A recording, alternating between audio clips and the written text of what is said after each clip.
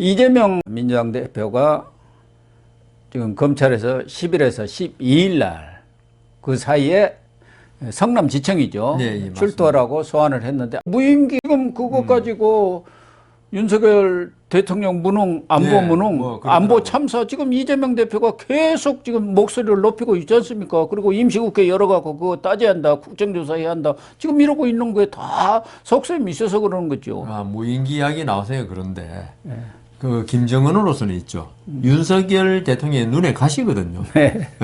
문재인 대통령도 그렇게 잘 지냈고, 그다음 어떻게 해도 뭐 그게 목구멍으로 뭐가 냉면이 넘어가냐 하는 말을 듣고도, 그다음 뭐 삶은 소대가리니 이런 말을 듣고도 참 가만히 있고 이런 정권이 계속 돼야지 김정은으로서는 편안하게 어떤 저기 호의호식할 수 있는데 지금 윤석열 대통령이 하는 거 보니까 참 마음에 안 들거든요.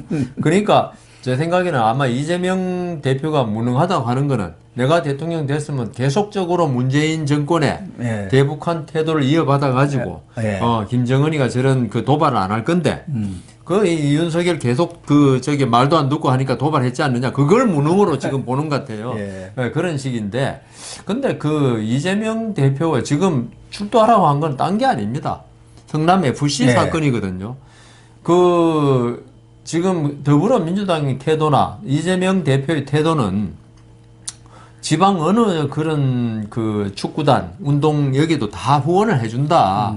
그렇게 하면서 이거는 후원이지 어떤 뇌물하고는 관계없다는 지금 입장이거든요. 그런데 이재명 대표가 성남 FC에 대해서 무슨 말을 했냐면은 자기 업적으로 치적으로 생각할 만한 말을 많이 했어요. 내가 정치적 이득으로. FC를 하니까 내가 시장이 돼가지고 후원금 많이 끌고 하니까 성남 FC가 잘 된 거 봐라. 나의 능력이다. 지금 이재명 대표는 아까 윤석열 대통령 무능이라는 말도 나왔지만 자기는 아주 유능하다고 주장해가지고 이게 대권까지 끌고 나간 거거든요. 그런데 이게 성남 FC 두산하고 지금 네이버하고 몇 군데가 문제인데요. 여기에 대해서 선의로 그러니까 진짜 돈을 받아도 문제인데 진짜 후원금이라 합시다. 그걸 했다고 해도 거기에 대해서 인허가 이런 걸 해준 거는 대부분도 뇌물로 봅니다. 돈을 안 받고 그런 걸 해주면 좀 부적절한 처사에 불과하지만은 지금 대부분의 뇌물죄 판례가 정당한 일을 해주더라도 돈을 받아버리면 이거는 뇌물죄로 보거든요. 뇌물죄 어떤 보호법익이라 그럽니다. 그걸 뭐로 보냐 하면 공무의 어떤 적정성 이걸 보호하기 위해서 뇌물죄를 있느냐 아니면 공무원의 청렴성을 보호하기 위해서 뇌물죄를 있느냐 전자로 보면은 업무만 적정하면 돈을 받더라도 괜찮다는 입장이고요. 그런 학설이 있고 근데 아무리 업무가 적정했더라도 돈을 받으면 이 공무원이 아까 우리 김영란법 하듯이 이거는 뇌물로 봐야 한다는 학설이 두 설이 대립하고 있는데 우리 대법원은 후자 청렴성을 취하고 있습니다. 그러니까 이재명 대표가 지금 계속 주장하는 게 이건 뭐 다른 자치단체도 전부 다 그렇게 돈 받고 어려운 시민구단 이런 걸 갖다 유지하고 있지 않느냐인데 그게 어떻게 잘못 보면 전부 다 뇌물이 될 수 있어요. 근데 이거는 이번에는 특혜까지 주어졌거든요. 이 때문에 이거는 뇌물이 맞다고 볼 가능성이 아주 크고요. 다만 이제 양형에 있어서 이는 좀 자기 인마이 포켓 이재명 대표가 그 돈을 주머니에 넣은 것보다는 훨씬 형은 낮아질 수 있는 거죠. 그래서 성남의 FC 사건은 지금 허위사실 공표 김문기 몰랐다는 거 그것도 제가 볼 때는 그건 무죄로 할 수가 없는 거죠. 지금 현재 나타난 거는 그렇지 않습니까? 뭐 호주 가서 사진 찍고 골프까지 쳤다면서 그거는 그래서 지금 이재명 대표가 대장동 아니더라도 지금 사법 리스크가 너무 많아요. 대장동 무죄되더라도 아마 허위사실 공표하고 거기서 벌금만 100만 원인가요? 피선거권이 있는 게 그거하고 성남 FC 사건 이것도 제가 생각에 제3자 뇌물수수 가능성이 아주 농후합니다. 그래서 이재명 대표로서 이걸 피하기가 수사를 피하기가 그리고 기소를 피하기가 어려운 사건이에요. 그 성남 FC도 그 돈들이 전부 성남 FC로 쓰였으면 모르는데 예. 뭐 그동안에도 여러 차례 논의가 됐습니다만은 그 돈을 유치해 왔다 해갖고 아주 자기 핵심 측근들한테 그 유치비랄까 리베이트를 공로금이 예, 몇 억씩을 주었단 말이에요. 예. 근데 그 돈이 무슨 이재명이가 인허가 내줘서 그 돈이 후원금이 들어온 것이지 그 사람이 가서 유치한 건 아니지 않습니까? 예, 그 밑에 예, 있는 예, 직원들이나 그렇죠, 그 그렇죠, 사람들. 그렇죠. 근데 그 사람들한테 보상금도 뭐 여러 가지를 줘가지고 몇 억을 이렇게 그러니까 줬는데 그 돈이 그럼 어디로 예. 갔겠느냐? 예. 그것도 보나마나 정치 자금으로 쓰였을 가능성이 있기 때문에 그것도 경우에 따라서는 그렇죠. 직접 뇌물이 될 수도 있죠. 맞습니다. 예. 그게 이제 돌고 돌아가지고. 그러겠죠. 그리고 지금 후원금이 아니 1억씩 2억씩 띄워주는데 그 사람들한테 아무도 왜 아무 그렇게 역할이 없는데. 띄워주겠습니까? 가서 돈 심부름 받고. 했겠죠. 심부름. 돈 심부름. 아니 지금은 수표로 그러니까 옵니까? 계좌로 들어오거든. 계좌로 네. 들어오는데 뭐 돈 심부름도 필요도 없죠. 전화했을지 모르잖아요. 전화해가 돈 좀 넣어주세요. 그러겠죠. 그런데 말도 안 되는 거고 좀 농담한 거고요. 그러면 이때까지 이재명 대표가 주장했던 후원금 순수한 의미에 그것도 아니라는 게 돼버리잖아요. 그렇죠. 그러면 이때까지 순수한 후원금이랄 때 제가 아까 말씀드렸잖아요. 양형이라도 조금 낮게 받을 수 있는데 이게 만일 고 교수님 말씀대로 이게 결국은 뇌물로 됐다. 정치 자금으로 됐다 그러면은 이때까지 이재명 대표가 그 주장했던 자기 행동의 정당성의 근거로 주장했던 게 다 무너져 버리잖아요. 그러면은 양형도 훨씬 불리해지면 어떻게 그렇죠. 되겠어요? 예. 그러니까 160억이든 170억이든 받아갖고 성남 FC에 다 썼다는 게 딱 예. 드러나면 모르지만 그게 지금 불분명하다는 거예요. 이제 그동안 언론에 보도된 것은 그 돈을 광고비 쪽으로 가져왔다 해갖고 그 측근 뭐 그렇게 밑에 사람들한테 뭐 리베이트로 주었다는 거 그것만 나왔지 또 어떤 것은 무슨 체육회로도 돈이 빠져나갔다 뭐 이런 저런 일이 있으니까 그런 부분에 대해서도 검찰이 일일이 뭐 언론한테 그걸 리리스 할 필요는 없잖아요. 그렇죠. 예. 오면은 물어보겠죠. 딱 가지고 있다가. 그리고 지금 검찰이 제가 수사는 안 해봤지만 지금 성남 FC에 들어왔던 후원금들 그 용체를 다 지금 그럼 조사하고 있을 겁니다. 100% 조사. 그건 조사해야죠. 예. 그래서 지금 고 교수님이 참 좋은 점 지적하셨는데 그 돈이 진짜 성남 FC 선수들 봉급, 그다음 뭐 이제 시합 뛰려면 그 뭐 버스도 타고 가야 되고, 그다음 숙소도 원정 경기는 숙소도까지 호텔로 잡잖아요. 이런데 돈 쓴 걸 하나하나 다 하다 보면은 분명히 펑크 난 데가 있다고요. 예. 그러면 그게 어디 썼느냐? 그게 말 안 밝혀지면 성남 FC 구단주가 그 사실은 이재명 대표라서 그런데 그 실제로 돈 집행을 담당했던 사람, 그 사람이 횡령이 될 수 있거든요. 사실상 구단주는 정진상이가 했다는 게 다 사실상 알려진 거 했는데 아닙니까? 명목상은 예, 이재명 그렇죠. 대표인데 그것도 그렇지만 그럼 정진상이라든가 그냥 돈 집행을 담당했던 그 사람들이 안 밝히면은 예. 본인들 횡령이 되거든요. 그래요. 그렇지 않습니까? 정진상 또는 그 실제로 돈 출납을 담당했던 그러니까 그 사람들이 이야기를 할 수밖에 없다고요.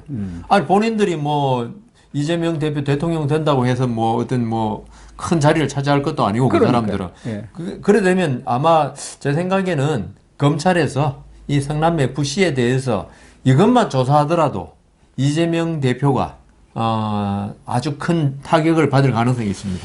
그런데 이재명 대표는 그 임시국회 오고 이 문제에 대해서 그 방탄복귀 아니냐 그러니까 내가 소환 조사 받겠다는데 뭘 방탄한다는 것이냐 이렇게 얘기를 하고 있어요. 역시 이재명 대표다움네요.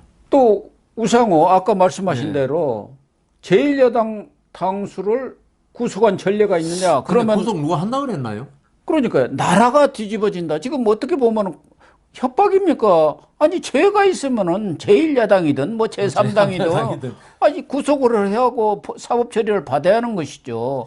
과거에 뭐 우상호 군사 의원 독재 시대 때 이야기하는 거죠. 전 비대위원장도 그 YS 사건을 들었던데 그때는 누가 보더라도 군사 정권이 아유, 탄압을 한 것이고 구속은 안 됐잖아요. 예. 연금 자택 가택 연금이었지. 아니 전에 국회에서 그 제명을 시켜버렸지 않습니까? 예, 예, 예. YS 제명. 예, 예. 그건 누가 보더라도 정치 탄압이죠. 그렇죠. 이것은 지금 자기들 내에서도 개인 범죄 개인 이야기인데요. 비리고 측근 비리 아니냐 예. 이건데 이거를 마치 정치 탄압으로 몰고 가는 그래갖고 건데요. 나라 뒤집어진다고 이렇게 예. 엄포를 아이고, 치고 있어요. 근데 저는 우상호 대표 이야기를 들으니 거꾸로 볼 때 예. 그 구속된 적이 없다. 그럼 구속될 만한 범죄가 있었나? 이런 오히려 예. 아 본인들 내부적으로 나중에 또 우리 다른 아티클에서 이야기할지 모르겠지만은 본인들 스스로 심각성을 인식하고 있는 거 아닌가? 네. 왜냐하면 저는 내 고 교수님한테 몇 번 말씀드렸죠. 이걸로 이재명 대표를 그 수사 단계에서 구속하는 건 힘들지 않을까? 왜냐하면은 아까도 말씀드렸잖아요. 명백한 물증이 나오면은 뭐 구속영장을 청구할 수 있겠지만은 지금 이 사건은 진실 게임이고 예. 진술밖에 없는 상태에서 아마 검찰도 영장 청구를 안 할 거고 그다음 판사도 영장 발부가 쉽지는 않을 거다. 예. 그런 말씀까지 제가 드렸어요. 예, 예. 그랬 드렸는데 누가 구속한다는 소리 검찰 이때까지 이런 반구도 꺼낸 적이 없었어요. 없죠. 예. 그런데 스스로 나서가지고 우리 도둑놈이 제발 저린다고 그런 속담이 있지 않습니까? 왜 우상호 대표가 왜 저렇게 강력한 말을 할까? 저는 오히려 그래서 아까 그 기사를 고 교수님이 이제 저 테마를 정해주시가 기사를 읽는데 구속 일당 당수로 구속한 적이 없다 뭐 이런 식으로 이야기하더라고. 구속하면 나라가 뒤집어질 것이다. 왜 그럴까? 저 상당히 이게 시사하는 바도 있다. 왜냐하면은 아까 우리가 김만배가 스스로 자기의 잘못을 비리를 제일 잘할 것이다 한 식으로 그 더불어민주당 내의 고위층은 이재명 대표에 대해서 가장 잘할 거란 말입니다. 그래서 그런 이야기 하나. 그래서 이 사건이 단순한 사건도 아니고 쉽게 넘어갈 사건이 아니라는 걸 더불어민주당 자체도 알고 있다 이런 느낌이 들었습니다. 예. 이재명 대표도 지금 그동안에 변호사를 김종근 아마 사법연수원 18기인 모양인데 LKB 대표 변호사를 이렇게 선임해 갖고 대응을 해왔는데 아무래도 좀 취약하다고 생각했는지 전 광주 고검장 출신 박균택 변호사를 지금 선임해서 검찰 단계 변호사를 대응으로 보강을 했습니다. 이 박균택 전 광주 고검장은 문재인 정부 첫 검찰국장까지 했단 말이에요. 그래서 검찰국장을 지금 당 정치보복 수사 대책위 부위원장인데 이분도 지금 정치 꿈이 있어서 들어온 겁니다. 그래가지고 지금 광주 광산구에 나가려고 그렇지 하고 있어요. 예. 당에 안 들어도 변론은 충분히 할 수 있거든요. 그러니까 지금 벌써 지역구를 다지고 있는 사람인데, 정치인입니다 사실상. 어쨌든 이재명도 이제 소환에 불응을 하기는 어렵다고 판단을 해서 이제 변호사도 보완을 한 것 같은데 문제는 당내에서 분위기가 싹 바뀌어버렸어요. 그동안에는 서른 의원이라든가 뭐 김종민, 조홍천, 이현욱 좀 비주류, 비명 뭐 이런 사람들이 목소리를 냈는데 그저께도 제가 한번 달았습니다마는 이 친명계의 좌장이라는 사람이 정성호 의원 양주 출신인데 사선 의원입니다. 그리고 이재명 대표와는 사법연수원이죠. 동기로서 그동안 좌장 역할을 아주 뭐 경선 때부터 대선까지 또 지금까지 얼마 전까지도 했는데 지난 달 말 그러니까 지난해 말부터 분위기가 완전히 바뀌어가지고 한 4, 5일 잇따라 언론에 나와서 지금 이 얘기를 하고 있는데 어제도 보니까 중앙일보의 얘기가 이 대표가 사법 리스크는 걱정하지 말라는 입장을 취하는 게 맞다. 그리고 당과 의원들은 민생에 집중해 달라. 이렇게 해야 하는 것 아니냐. 검찰 수사 자체는 뭐 문제 제기를 할 수 있지만 그 사법 책임, 그 사법 리스크는 본인이 지는 것 아니냐. 그런데 지금 이재명은 지금까지는 이 단일 대우를 형성해 갖고 분리 대응이 아니라 일체 대응을 해야 한다. 당과 나와 모든 것이 일체가 돼야 한다는 그런 입장인데 좌장인 정성호 의원은 분리 대응해야 한다. 당하고 지금 이렇게 나오고 있단 말이에요. 그러니까 이재명으로서는 좌장이 이럴 정도면 그 친명 의원들도 뭐 비슷하게 지금 아유 이거 좀 거리 좀 둬야겠네 이런 생각을 하고 있다고 봐야 하는 거 아닌가요? 그러니까 아까 제가 우상호 의원 말대로 더불어민주당 내에서 이재명 대표의 이번 대장동 일, 우리 이런 이야기는 한 100번쯤 한 것 같은데, 딱 봐도 견적이 나온다는 그렇죠. 거. 아니, 이재명 대표를 반대하는 입장에서 볼 때도 견적이 나오면은요, 본인 입장이 더 잘 나옵니다. 더 잘 알기 때문에. 네. 그래서 아까 말씀드린 우상호 의원이 구속 걱정까지 하는 거 보면은, 이거는 심각했다. 네. 그러면은 정성호 의원도, 하면 이재명 대표하고 수시로 뭐 대화도 나누고 할 거니까 본인도 알 겁니다. 그리고 이거는 있죠. 이재명 대표는 부인하고 있지만은 제3자가 볼 때 이재명 대표의 관여가 없다고 한다는 건 이건 말이 안 되는 대장동, 백현동 위례개발 사업이거든요. 이걸 그 자치단체장이 개입하지 않고는 있을 수가 없고, 그 다음 뭐 아까 말씀드린 대로 매덕 이익이 남고, 그 다음 이 정상적인 이익이 남는 것 같으면 어떤 정상적인 행정 절차를 통해서 인허가가 되었다 하지만은 이 정도 몇천억 이익이 남으려면요. 자치단체장의 어떤 묵인 또는 이런 관여가 없이는 될 수가 없거든요. 그렇죠. 근데 이재명 대표는 굳이 이건 나하고 관계없다고 하는데 이거는 본인 말이다. 진짜 본인 말에 불과하다. 우리가 그 재판을 하고 수사를 할 때 본인 말 가지고 재판하고 우리나라 전부 다 무죄죠. 피고인들 다 무죄돼야 돼요. 그런데 그렇지 않지 않습니까? 그래서 이거는 누가 봐도 이재명 대표에 대해서 혐의를 둘 만한 사건이다. 정성호 의원이라고 왜 모르겠습니까? 거기도 아마 지금 말씀하신 변호사니까. 변호사가 법조인이라 그러면 누구든지 이거는 문제가 있다. 이게 이재명 대표의 관여 정도가 심각하냐, 그냥 묵인이냐, 뭐 이런 정도는 어떻게 다툴 수 있을지 몰라도 이재명 대표가 나와 관계없다 이런 말을 한다는 거는 말이 안 된다는 걸 본인들도 알고 있습니다. 이 때문에 정성호 의원도 자장이라고 그러셨는데요. 뭐 거리를 둔다기보다도 여기 대해서 막 부인하는 거 이건 옳지 않다. 시인할 건 시인하고 그 다음 뭐 다툴 건 다투자 이런 취지 같아요. 제가 볼 때는. 지금 이재명 대표는 좀 막무가내 식인 대응을 했거든요. 나하고 관계없다. 잘라서 말하고. 그 다음 김문기 모른다. 그 다음 유동규는 내 측근도 아니다. 뭐 이런 한 푼 받은 적 그러니까 없다. 그런 식으로 사탕 한 개 먹은 거 없다. 뭐 이런 거 아닙니까? 만약 그렇게 말해버리면 있죠. 이재명 대표의 진실된 말에도 신빙성을 안 두는 거예요. 원래 뭐 거짓말을 그러니까 하도 많이 해가지고요. 제가 하도 고소고발을 많이 한다길래 조금 이제 방어막을 한다면은 이재명 우리가 이제 그 재판에서 이번에 제가 하는 사건도 그러는데 요거는 인정해주자. 그 형사사건입니다. 그런데 우리가 다툴 것만 다투자. 거기에 전선을 집중해가지고 그게 왜 그러냐 하면 있죠. 어떤 죄가 될 만하고 누가 봐도 죄라고 믿을 만한까지 다퉈버리면은 진짜 우리가 이건 억울해서 다투는까지도 설득력이 없어요. 그렇게 되겠죠. 제가 지금 하고 있습니다. 그 사건을. 뭐 사건 내용은 도저히 방송에서 밝힐 수는 없으니까 안 밝히지만. 그러니까 정성호 의원도 변호사고 전부 다 그런다면은 이 사건에서 전선을 분리하자는 거죠. 그러니까 이재명 대표한테도 너무 당이 또 몰입되고 이 말도 안 되는 사건에 방어가 말도 안 되는 사건에 몰입되지 말고 전선을 갖다 이렇게 분리해가지고 대응할 건 대응하고 그다음 인정할 건 인정하자 그런 취지 같아요. 그리고 아까 박균태 검사장이라고 그랬으니까 저는 좀 가만히 생각해 봤는데 왜 더불어민주당 입당했느냐. 왜냐하면 입당을 해버리면 있죠. 말이 좀 자유롭더라고요. 상대방을 막 공격하고 해도 그렇죠. 당의 입장이 되고 당에서 감싸줄 수밖에 없으니까 아마 변호사 이렇게 하다 보면은 앞으로 대언론 기자들이 인터뷰 많이 묻거든요. 그렇겠죠. 거기에서 아마 좀 입지를 갖다가 당의 입장 이런 것처럼 넓히기 위해서 아마 당 가입을 한 거 아니냐, 당원이 된 게 아닌가 그런 생각이 듭니다.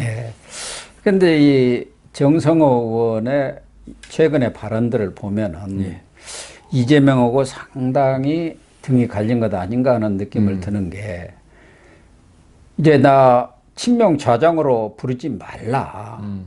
좌장도 아니다. 요즘에는 소통도 거의 없다. 정말 이재명 대표 의연함과 당당함이 부족하다. 이런 얘기를 하고 있거든요. 그래서 이재명 대표와 어떤 이유인지 모르지만 지난 연말을 그런 시점으로 해서 아직도 뭐 정청래, 박찬대, 장경태, 재고등 이런 사람들은 이 단일 대우를 형성해야 한다고 생각하는데 친명까지도 단일 대우로는 하면 당도 죽고 다 죽는다. 그러니까 분리 대응으로 가야 한다는 쪽으로 선회한 게 아닌가 하는 생각도 들고 또 지자체장 출신의 어떤 친명 의원도 언론에 보도된 거 보면은 성남 FC 사건은 지자체장이었던 이재명 대표와 그 측근의 개인 비리다. 이 대표가 몰랐다면 무능이고 알고도 대기업에 돈 받고 용도 변경을 해줬다면 지자체장이 진짜 토 세력이 돼버린 것 아니냐. 그런데 자꾸 당을 물고 들어가면은 되느냐. 이렇게 지금 얘기를 하고 있는 거 보면은 이 친명까지도 대부분 이제 이재명과는 좀 거리두기를 하면서 사실상 이재명은 과거에 뭐 7, 80명의 뭐 친명계가 있다 그러는데 지금은 10명 이내로 쪼그라든 것 아닌가. 그래서 일종의 고립무원 상태로 가고 거의 이재명도 끝나가는 것 아닌가. 이제 실질적으로 출두를 하고 기소가 되고 그렇게 되면은 뭐 당장 이재명이가 당대표에서 물러난 일은 없을 거예요. 그렇죠. 그 사람 뭐 이번에 무슨 규정까지 바꿨잖아요. 성정으로 보면은 그럼에도 불구하고 정치적 영향력은 이제 거의 그렇죠. 뚝 떨어지면서 소멸되어 가는 거 아닌가. 제가 드린 말씀하고 조금 일맥상통하는 건데 제가 그 한 몇 달 전에 이 이재명 대표 사건을 초기에 맡았던 변호사를 알아서 그분이 이야기를 하더라고요. 기록을 보니까 도저히 빠져나갈 수 없어서 사임했다고. 그런 변호사님 이름은 밝힐 수 없지만 있었는데요. 제가 볼 때 뭐 정청래 의원이라든가 이런 분들은 사실은 정치인이잖아요. 순수한. 법조인은 아니고. 이런 분들의 어떤 이재명 대표에 대한 어떤 그 옹호, 비호, 이런 거는 정치적인 행위입니다. 그렇죠. 이거는 진실하고는 관계없이 이재명 대표는 어쩔 수 없이 2027년에 우리 당 대선 후보가 될 것이고 그 사람을 중심으로 뭉쳐야 된다. 여기서 이재명 대표를 버리는 순간에 더불어민주당에 난파하게 된다.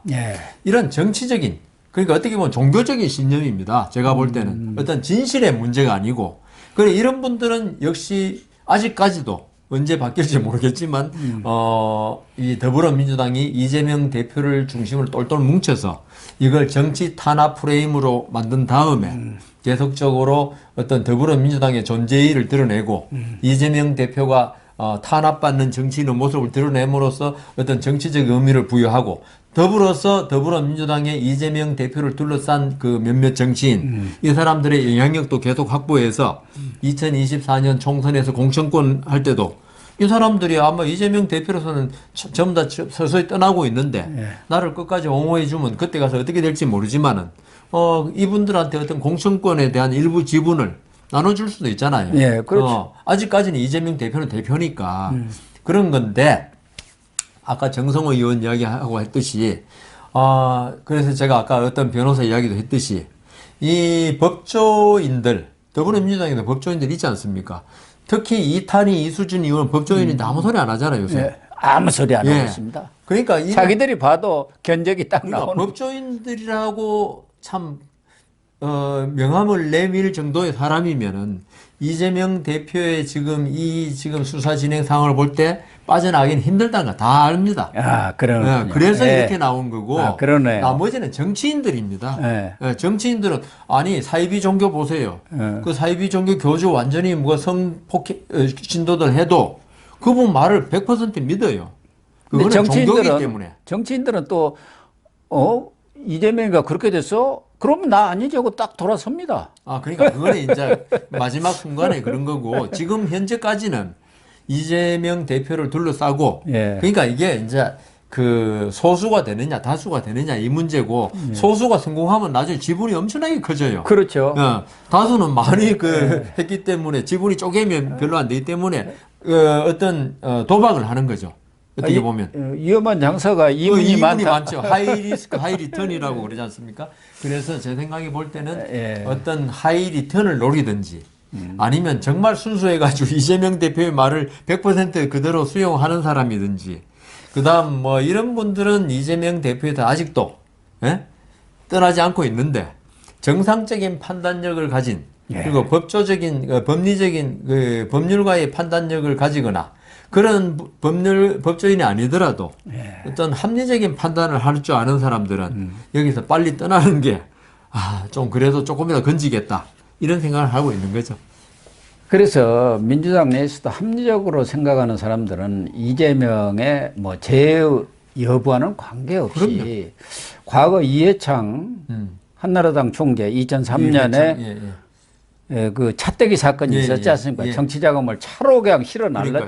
그것을 했을 때 그 대응 태도를 보면은 역시 큰 정치인이 자기가 스스로 나가가지고 그거 전부 내 잘못이니까 내가 책임지고 감옥에 들어가겠다. 그래갖고 정치적으로 해결이 됐는데 지금 이재명은 전혀 다른 어떻게 보면은 쪼잘한 행동을 하고 있다. 살겠다는 거죠. 네, 쪼잘한 행동을 하면서 당까지 같이 이끌고 들어가고 이런 것에 대해서 그 도덕성이랄까 이런 부분에 대한 그 인간성이랄까 이런 부분에 대한 실망이 큰 것 같아요. 제 생각에는 그 사람의 그릇의 크기 같아요. 예. 도덕성 이런 문제도 아니고 도덕적으로 나쁜 사람도 옛날 중국에 황제도 되고 다 하지 않습니까? 그런데 중국 역사를 보면 뭐 황제가 되고 이런 사람들 도덕적으로 훌륭한 사람 이런 것보다는 어떤 큰 그릇이냐 그러니까 황제가 될 만한 그릇이냐 아니냐 문제지. 그러니까 근데 이재명 대표는 어떻게 지금 하는 행동을 보면은 예전에 나도 대통령이 될 만한 그릇으로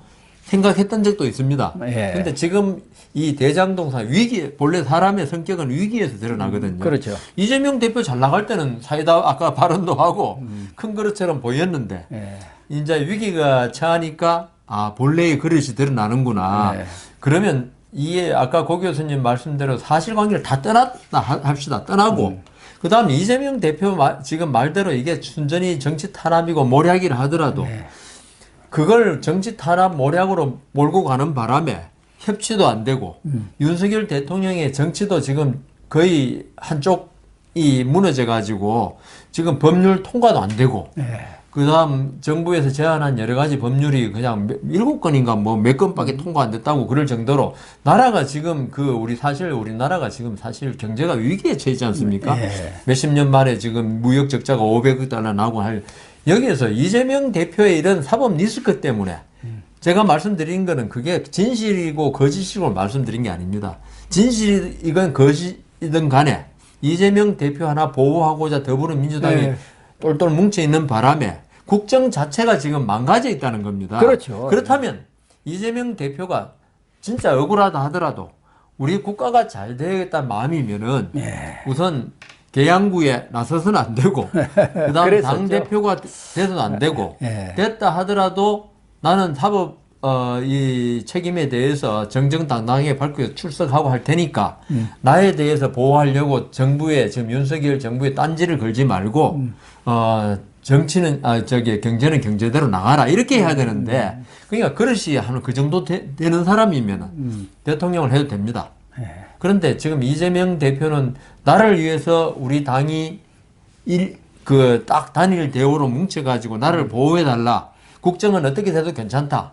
그 계속 아까 한번 말씀한 무인기 들어온 거에 대해서 그걸 갖다가 무능이라고 주장하는데 윤석열 대통령이 컴퓨터를 엄청나게 잘하는 모양이죠. 그 들어올 거가 다 대비해서 그 어떤 한다는 그건 국방부가 해야 될 일이고 물론 최고 사령관인 통수권자니까 뭐 그 어떤 정치적인 책임이 있다 하더라도 그러니까 계속 나오는 게 윤석열 정부를 쫌상으로 만들어 가지고 그런 쫌상이 나를 정치 탄압하니까 나는 대인이고 이렇게 나오는 거예요. 반대쪽에 있는. 그래서 이재명 대표의 지금 대응하는 태도를 보면은 진실은 저는 모릅니다. 모르지만 큰 정치인의 모습은 아니다. 지금이라도 그렇게 우리 국가와 국민을 이해한다면 사법 책임은 내가 지겠다. 대표직 내려놓고 수사받고 당은 비대위원장을 뽑든 뭐 하여튼 새로운 당대표를 뽑든 해가지고 우리나라 정치를 정상으로 돌려놔야 된다. 이 말씀 드리고 싶습니다. 꼭 그렇게 해줘야 근데 할 사람이 나라도 아니죠. 살고 이재명도 사는데 그러니까요. 그럴 가능성은 거의 없다고 봐야죠. 없다고 볼 수밖에 없죠. 내려놓는 순간에 구속된다고 생각하는 것 같아요.